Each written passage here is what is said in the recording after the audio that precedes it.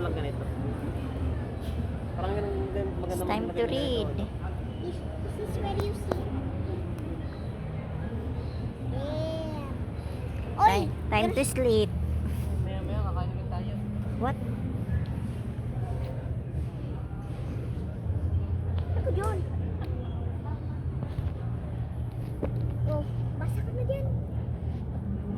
Read your books there. Ayun ang may tiny ano. Once upon a time, there was a little girl. Her name is Ina.